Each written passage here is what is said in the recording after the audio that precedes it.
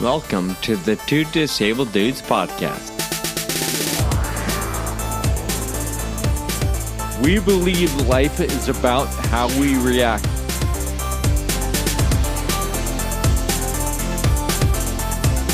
Welcome to the Two Disabled Dudes podcast. Sean, fall is in full swing. What do you think about pumpkin spice lattes? Whoa, that is personal. You have any idea how important pumpkin spice lattes are to people? Like, I know. They've been drinking them already for like 2 months now. I bet there's some people that just think about them all year, right? You can't wait for them to come back. I like them. They're tasty. I'll drink one, but I'm not one to order it or pay for it. Like, I don't think they're gross, but it's not something I crave or gotta have. What do you think? Do you ever drink them? I had one time just because I had to, right? Like, that's all you hear about. And it was so sweet. Have you ever tried a spiced chai latte? No. Even that. Like, who needs pumpkin? Spiced chais are pretty good. Pretty tasty, yeah. All right. Maybe I'll try that. Maybe I won't. But you probably won't. Yeah, it's fine. All right, Sean. So let's talk about our top picks for this episode. Okay. Today, the category is the top app on your phone. So it could be your favorite. It could be your most used. What is your pick for the top app on your phone? Well, I guess I have to go with my top used, like the one I use all the time. If I'm not playing a game on Risk, but I'm using my phone, then I'm buying something at Starbucks. Like, I use that app every day I go to Starbucks, and it just makes it easy. If I pay with the app, I earn more stars than if I were to use my debit card or cash. So it just makes sense. And recently, I was traveling. I was visiting friends in San Diego, and I got an Uber from the hotel to the house where we were meeting. And I jumped in. It's about a 20-minute drive. As I'm chatting with the Uber driver, I had a pretty good feeling that he was somewhat flexible. So I literally asked him, I'm like, hey, would you mind if we stopped at a Starbucks? Either way, you can drop me off and go about your day. Or if you're willing to wait a few minutes, you can, I'm happy to buy you a cup of coffee if I haven't had one yet.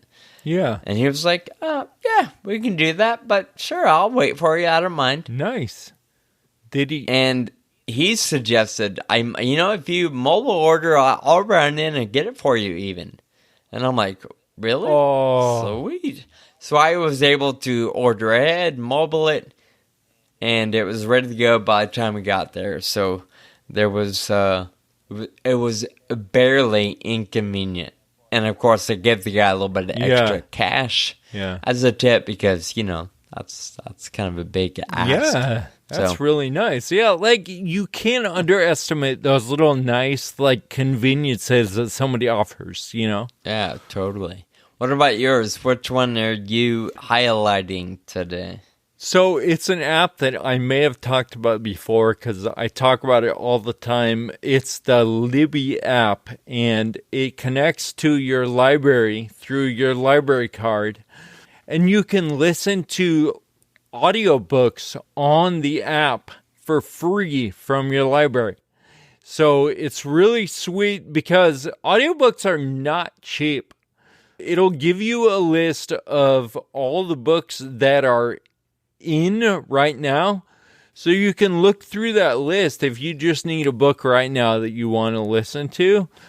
And it has allowed me to listen to books that I wouldn't have before because it gives me this list, So Yeah. And I imagine that's kind of nonstop, especially if you don't have to go to the library or give up 20 or $30 to order it or whatever it may be. I had no idea. You know, I downloaded that app like 2 years ago when we were hanging out with our friend Jen and Kara over at Regatta. Yeah.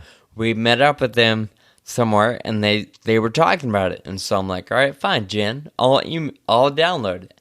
And I've never opened it.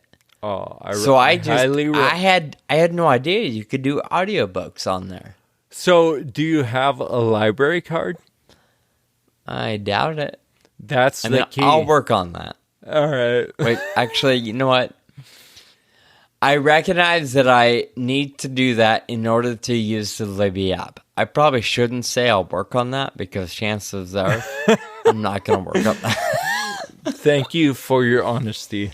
You're welcome. All right, seriously, let's move on. We got introduced to David Ross through our friend Effie. You as well, Kyle, we were catching up on some Effie Once Upon a Gene episodes, and one of the guys she interviewed was David Ross, and as soon as he started talking, I was like, we gotta have this guy. Not only does he have a story, but he's got a killer accent. So Yep. That's always we got a hold of him. We've been, talking back and forth, and David agreed to work on the crazy time difference given the other side of the globe, but we made it happen, and we are excited to share a little bit of David and his story with you. So enjoy our conversation with David Ross.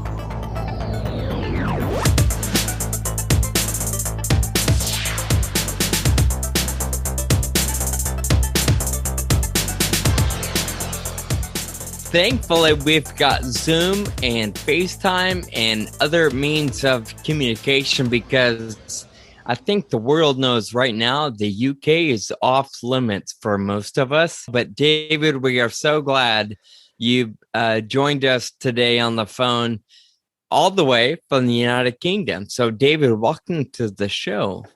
All right, thanks for inviting me on the show. We've been looking forward to the conversation, and we'd love for you just to tell our listeners a bit about yourself. Who are you and what brings you on our show today? Yeah, hi everyone. My name is David. I have a rare disease called Cowden syndrome. I was diagnosed with this disease 4 years ago, and it's a condition that carries an increased risk of getting certain cancers and benign growths, developmental delays, and also autism. Wow. So how does it affect you at this moment? Like what are the symptoms that you are experiencing? At the moment, I still work. I go for yearly checkups with my specialist. So it still leads me, a kind of a normal life, really, as much as I can. The developmental delays, autism. I haven't had a diagnosis for autism, but yeah, school was hard, that sort of thing. But I think now you're kind of grown as a person, you're older. So it doesn't really, I wouldn't say I'm just me, really. So it doesn't really affect me, impair me much, really. So I'm quite fortunate at this stage.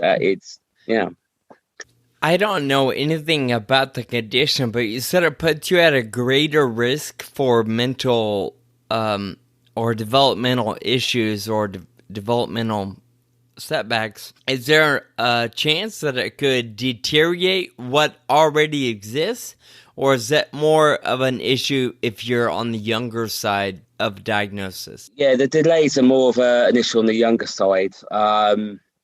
It has an increased risk of certain cancers like thyroid, renal cancer, and a small risk of brain cancer. For women, the risk is greater because they have breast cancer, which is an 85% increased risk of getting compared to the normal population, and cancer of the womb as well. So it affects women more physically than men. So yeah, unfortunately, it's a complicated condition. My mother had the same condition. She passed away due to it. So, well, she's passed it on to me. It's something that doesn't always affect people the same. I know someone who suffers not too good with the condition, but his son has a condition and he's okay at the moment. So it's very complicated, very mixed. Yeah, what is the prevalence of the disease and what does the global community look like? It's one. Well, they say it's 1 in 200,000 people they think have got it around the world. I don't know of anyone in Africa, but it's America, Europe, Asia. I'm aware of. Yeah, I would say, whilst it affects women more, I think the balance is more or less 50-50. Yeah. A lot more children are being diagnosed now, Yeah. which I suppose is kind of in a good thing, because any risk around cancer and things like autism and delays will be picked up. So, David, you said you were diagnosed just 4 years ago. How has that impacted what you focus on or what you put your energy towards today? Yeah, so my mother had the condition and she was diagnosed about 5 years before she passed away. So about a year before she passed away, she gave me a letter with the details to give to the doctor should I want to get tested. At the time, I kind of felt okay, and I was busy with work and family life, so I suppose there was a bit of a denial around her condition. Really, I didn't really pay much attention to it, apart from just keeping the letter until she passed away, and I thought, well, it's wise really that I get tested. So I got tested a year after she passed away, and I suppose I wasn't surprised that I was found to have the same condition. It kind of made me, from then, it made me reevaluate my life, think about taking care of my health more, more understanding of what sort of a person the disease may have had in my life, like in my younger days. But also, I couldn't really, on a personal level, around the bereavement of my mother. Whilst I couldn't do anything for her, it sort of put me on a path of advocacy, awareness. Whilst I couldn't help her, it's an opportunity to help others and raise more awareness to help others with the condition, really. So that's kind of the path it started me on. David, I'm really sorry about your mother. I think it's a beautiful tribute to her to pay it forward to the rest of the rare disease community by supporting everyone else who's going through something similar. Yeah, definitely. I think I suppose it's a doing it partly because of her. Yeah, it's been something that has felt like I've had to do. Mm-hmm. And he's brought me in contact with some amazing people around the world, which I've learned a lot from. Once I've supported them, they've kind of supported me back. And yeah, it's kind of David Rose, actually, from Rare Revolution magazine, describes having a rare condition as character building, and I think I can understand that. Really, it changes who you are, how you value life, how you value relationships, and what you want to do with the no, for me, what I want to do with the disease that I've now inherited from my mum. Could you, by chance, anything come to mind, whether it be an understanding or perspective? What is something that you've come to appreciate in the midst of this recent journey, either watching your mom live through it or your own diagnosis? What would you say is something very personal about you that has maybe morphed over time? Yeah, I would say I think it's about making the most of what or things you have now. Although I think the advocacy is part of you. It's who you are, the rare disease. put the rare they're both the rare disease and the advocacy that they're connected. It's who you are, but you can't take over.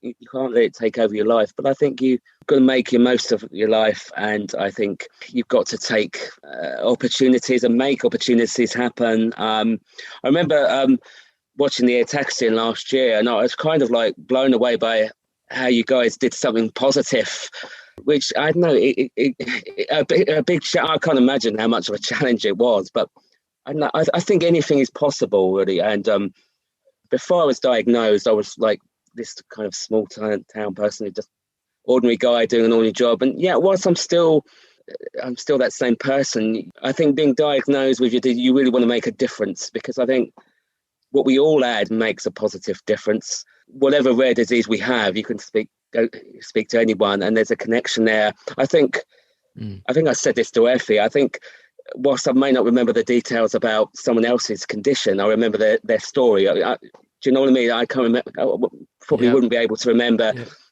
how it impacts them exactly, or even the name of their disease, but their story. And there's a sense of feeling rewarded by hearing someone else's story, and maybe the same with mine. There's that connection which really, whilst we're all miles apart, and maybe some of us or many of us we'll never meet, that having that connection, I think it helps and makes some difference. I mean, I said to someone earlier today, a rare disease friend, she's joined a support group with me to help run it. I said, just bring yourself. All I want is you. And, I don't know a lot of this stuff, that I'm a shy person. Yeah, that's fine. What you bring actually will be of benefit to the group, because you have experiences that is just as much as value to me. They may be different, they're the same value. So talk to us about that advocacy stuff that you bring up. What are some of the work you've done, or some of the things you've done in the world of advocacy? Yeah, not long after I was diagnosed, I got in contact with my rare disease organisation in the UK, but that quickly led to the organisation for my rare disease in America, and I entered a competition 2 or 3 years ago now. A photo of my area, and how it was a picture of where I used to go and think about my mother. And it kind of, I used to go in, a private moment where I used to go and gain strength from just being alone and thinking of her, explain that. And I won the competition somehow. And anyway, that led to applying to be on their family council they set up.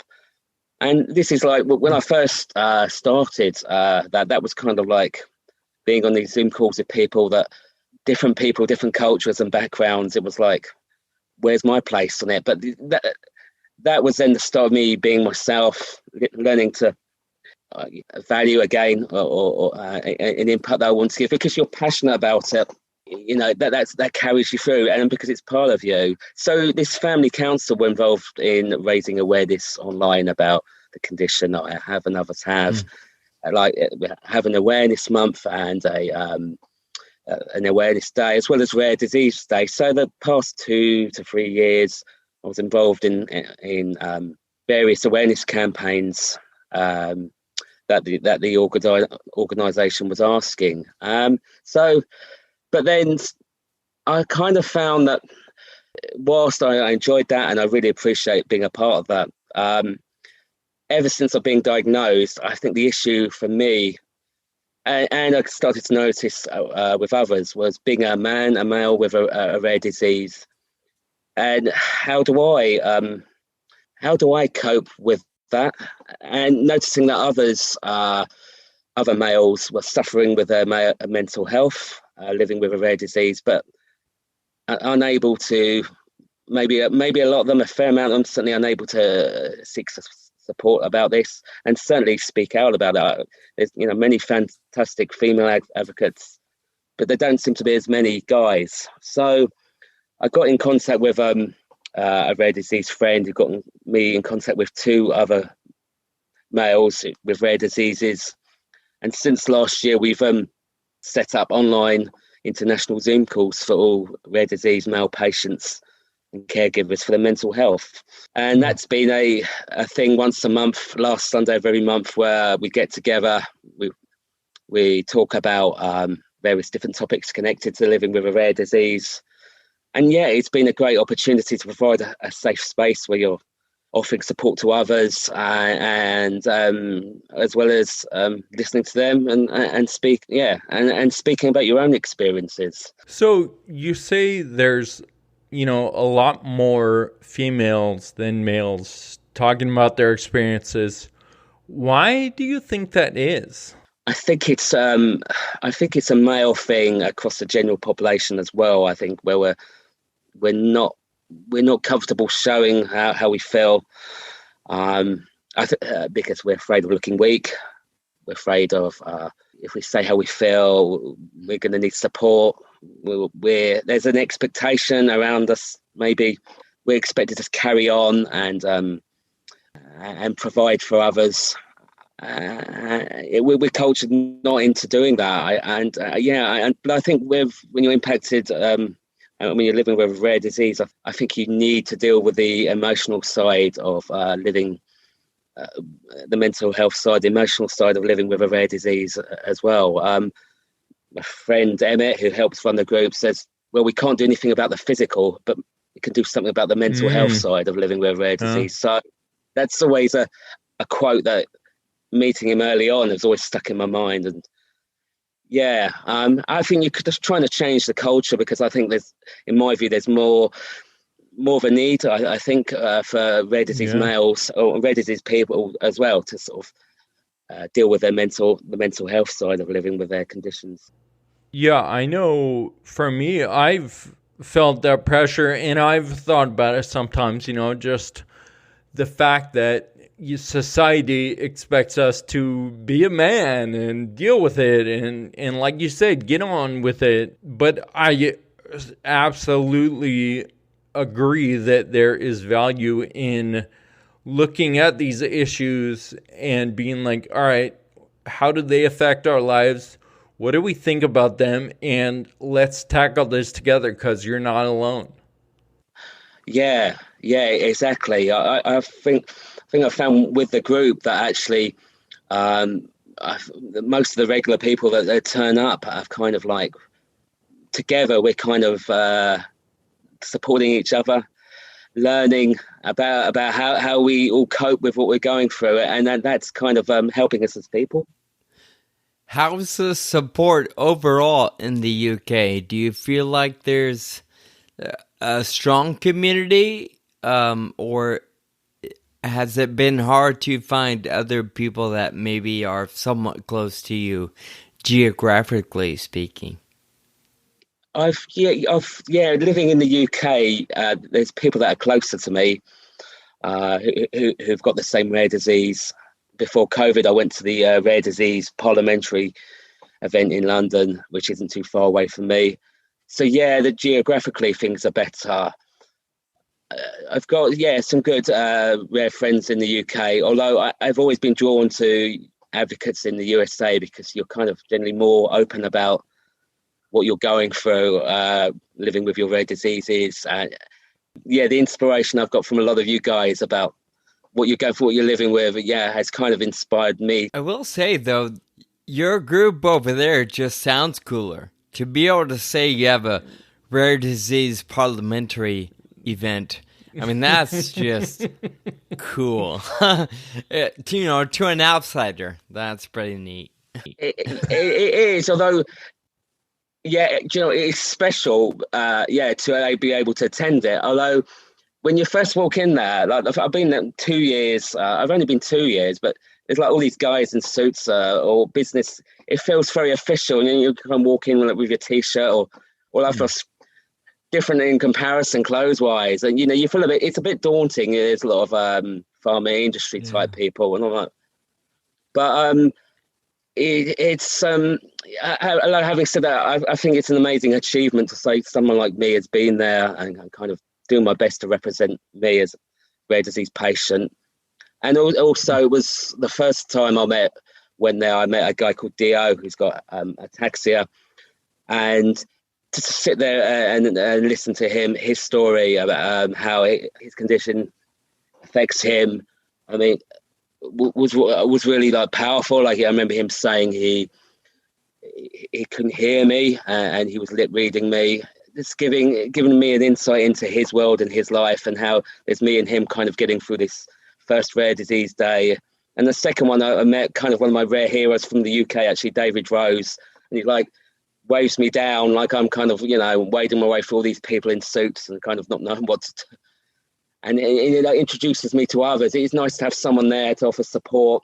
This is, so you kind of like, you're nervous, it's daunting, but you get through it and you think, wow, I've actually done something that's quite amazing. Yeah. And now you're that guy that's going to make someone else feel comfortable when they get in that situation, Yeah, that's true, actually, because my experiences have given me the confidence to actually, look out for other people who, maybe like me, coming to these things new and looking for guidance. Yeah.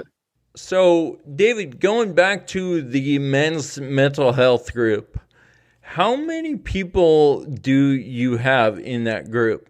Yeah, we regularly have between 10 and 15 for our calls every month, and they're ranging from West Coast America to a regular guy in Pakistan, although we have had on one occasion a guy from Malaysia. We've had on another occasion someone from Africa. So, reaching far corners, really. Yeah. And what are the kind of things that you guys talk about? I mean, you in general, I realize we're talking about like opening up more, but what really does that mean? Yeah, like we've had a call today, and I led a discussion around going to a therapist. Briefly talked about my experiences to open up the other guys, hopefully to talk a bit about if they've had any experiences going to a therapist. Yeah, I mean, I don't like to talk too much actually on the calls. You want to encourage other guys to sort of have that space to talk about what they're going through. I've also talked about bereavement. Because I've lost my nephew, had a rare disease as well. Lost him this year, as well as my mother. So topics that for me are difficult to talk about, but important to talk about. So and sorry. also thank you. Yeah, obviously being a rare dad. Whatever we talk about, it's kind of like relating to having a rare disease. So relationships, for example, having a job whilst living with a rare disease. So just trying to make it relatable to others in the group, whatever the topic may be. If there are men out there interested in this group, what's the best way they can find out more information and get in touch with you guys? Right, we've got an email address. That's the best way really to get in contact with us about the meetings. And one of us will pick up the email fairly quickly out of the three of us. So nice. We will certainly put that in our show notes for this episode. Thanks, What is the difference that you've seen in the community now that you've started this group? Maybe it could be an individual person, but also maybe in the, overall community as well. I think, I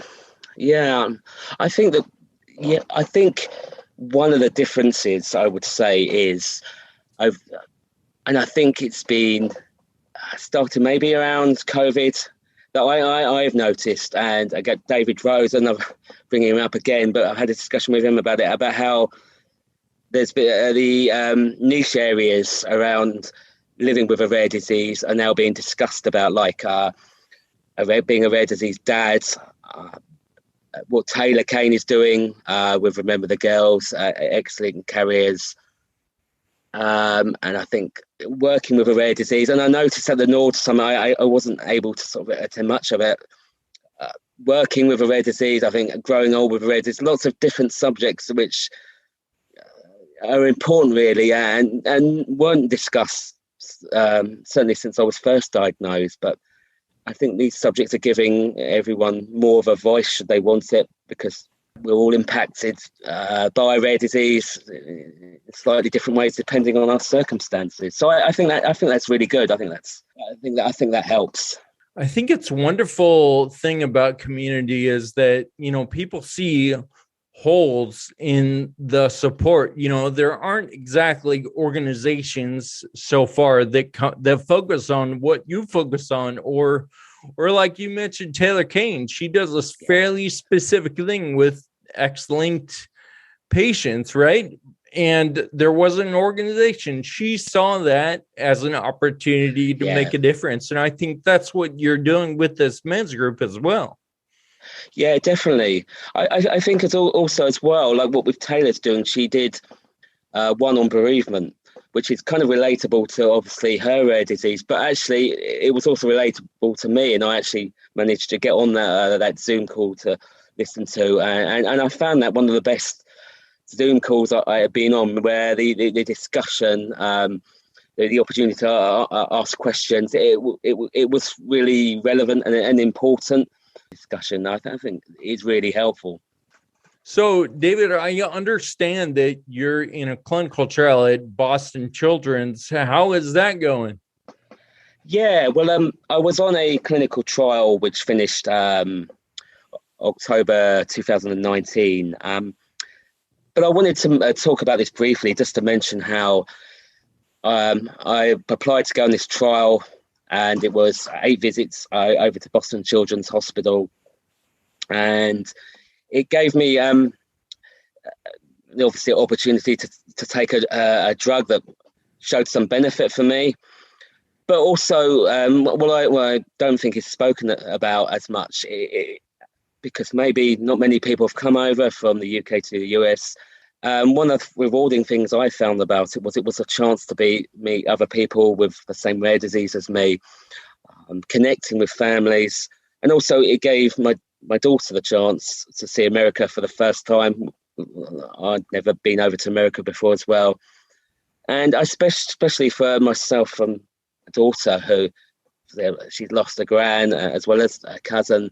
It felt part of a family thing to sort of meet another family, and for me to meet another person with a rare disease in Boston.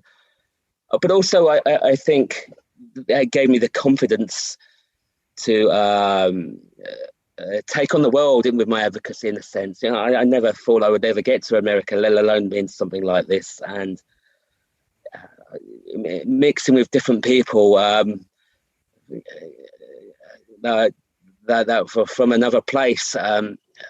It felt quite empowering, really, and maybe it almost became like what was more of benefit, coming over and experiencing all the things I did, or the drug. Well, I kind of think, well, the drug did benefit me to some extent, but actually being empowered by connecting with other rare disease patients, Yeah, being at the hospital and having perhaps that specialist kind of advice and support, totally. something I will always take with me, and it certainly gave me the confidence to kind of be here where I am now, for example, talking to you guys.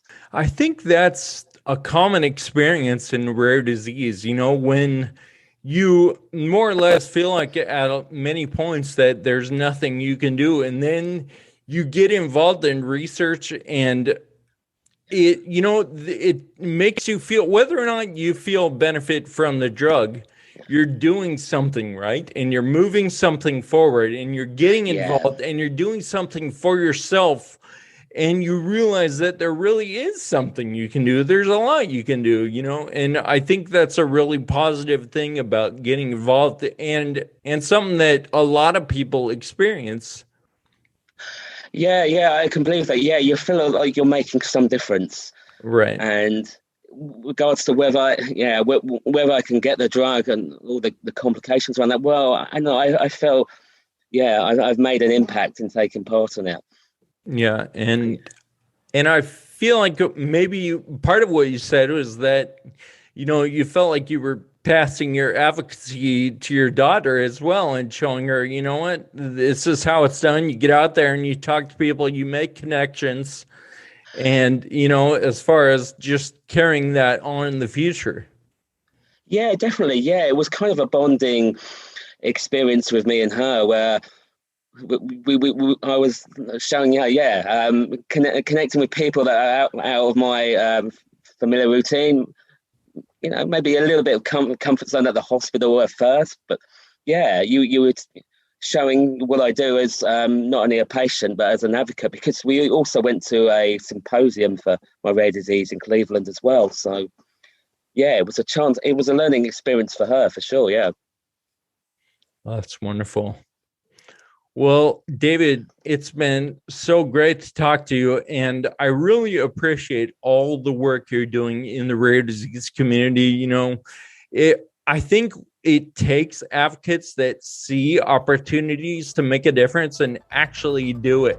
And I see you doing that, and so I really, really appreciate everything you're doing. I'm glad you're a part of the conversation today, David. Thank you. Yeah, thanks for inviting me. Yeah, thank you. Thank you.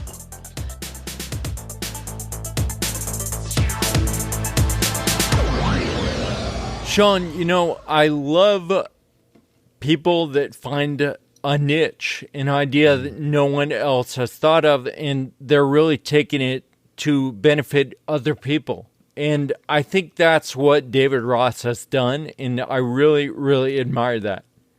Yeah, I agree, man. He's certainly got a very precise target market, and he is going for it, helping men of all walks of life, especially in the rare disease space. So, David, thank you for your continued work, and thank you for being on the show today.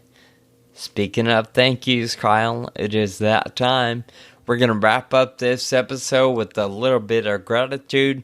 So, Kyle, your thank you note today? My thank you note goes to my mom's friend, Julia Bass. You might remember Julia Bass. We talked about her probably a long time ago. But, Sean, she met you in aisle 9 of the grocery store. Yeah. And she freaked out a little bit, right? She is literally saved in my phone as aisle 9. That's how I have her number in my phone. That is awesome. Yeah, so I was, most people know I worked at a grocery store. I met Julia maybe, I don't know, a couple of months prior. And then I was in this particular store, not my normal one, but I was there training and helping. And she saw me and was like, "Oh my God, I know you." And I'm like, "No, you don't." Or like, not right. But then, she explained, "Yeah, I'm friends with Kyle and his mom." And I'm like, "Oh my God." So somehow she just recoined aisle 9 as who that lady is. So I was talking to my mom on the phone the other day, and she mentioned that Julia was sick like last week, and she was up all night, couldn't sleep. So she listened. She said it was 30 episodes of the Two Disabled Dudes podcast. I don't know if that's possible. But anyway, I just wanted to say thank you for all the support, and thank you for listening. I'm going to hope she listened on like quadruple time or something. Yeah, that's a good call. And I'll echo that thank you, Julia, such a sweetheart. And I may have mentioned it in a previous recording a couple of years ago when I fell and got injured and was in the hospital for a month. She and her husband sent me a card. It was so sweet of them. Very nice. Anyway, my thank you note today is going out to another aunt and uncle, my Aunt Janice and Uncle Steve. They live in Washington.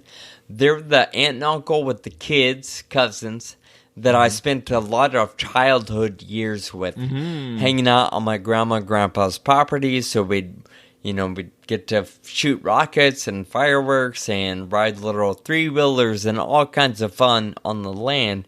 But then at some point they moved away, so I haven't seen them a whole lot in the last probably, 25 years. But I went to Las Vegas recently for a short, 24-hour period to hang out with my mom, my brother, and some other members of the family, and my Aunt Janice and Uncle Steve were there.